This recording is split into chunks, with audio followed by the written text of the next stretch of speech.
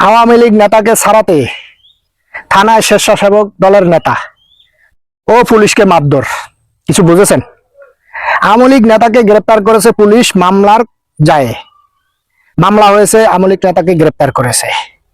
কিন্তু স্বেচ্ছাসেবক দলের নেতা ওই আওয়ামী লীগ নেতাকে ছাড়াতে থানায় গিয়েছেন এবং পুলিশকে মারধর করেছেন।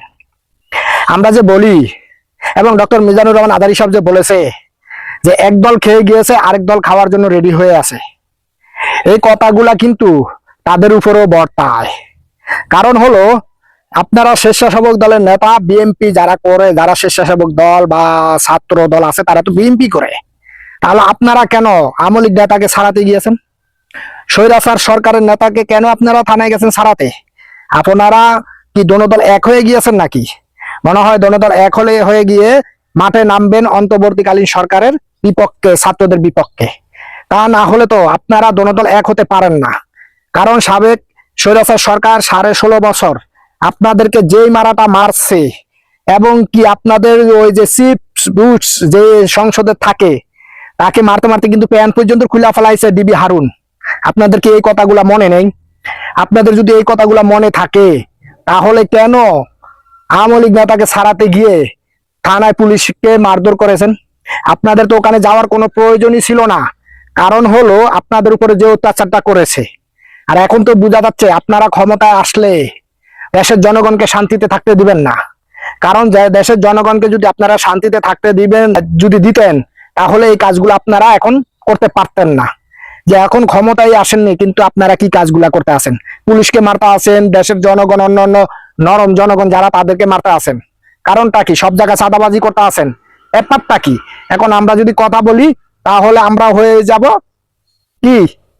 হয়ে যাব রাজাকার, না হলে হয়ে যাব আওয়ামী লীগের দোসর, না হলে হয়ে যাব দেশদ্রোহী। কারণ সাবেক স্বৈরাচার সরকার তো কেউ যদি তাদের বিপক্ষে কথা বলছে, তাকে রাজাকার বানিয়ে দিয়েছে। তাদেরকে কি রাজাকার বানিয়ে দিয়েছে? তাদেরকে দেশদ্রোহী বানিয়ে দিয়েছে। তা আপনারাও মনে হয় ঠিক সেই কথাটাই কইবেন। কারণ আপনারা আর তারা একই নদীর মাছ, একই জলের মাছ, আপনারা আর তারা। সেই জিনিসটাই কিন্তু আপনারা এখন দেশবাসীকে জানান দিচ্ছেন। না হলে পুলিশকে মারধর করতে পারতেন না, এবং কি ওই নেতাকে ছাড়াতে আপনারা থানায় যেতে পারতেন না। এই আপনাদের মতন কিছু নেতা কর্মীর জন্য বিএনপির এত বড় বদনাম হচ্ছে, দলের এত বড় বদনাম হচ্ছে। কারণ কিছু নেতা কর্মী আছে, তারা এক হয়ে গিয়েছে। কারণ তাদের আত্মীয় স্বজনও হতে পারে, এই কারণে এক হয়ে গিয়েছে। আত্মীয় স্বজন হোক, যাই হোক, সে অন্যায় করেছে, প্রশাসন তাকে শাস্তি দিবেই। বাংলাদেশের সংবিধানে যে আইন আছে, ওই আইন অনুযায়ী তার শাস্তি হবেই। তা না হলে দেশের জনগণ কিন্তু যে ক্ষমতায় আসবে, সে কিন্তু অন্যায় করবি। আর শাস্তি যদি পায়, তাহলে সে আর অন্যায় করার চেষ্টা করবে না।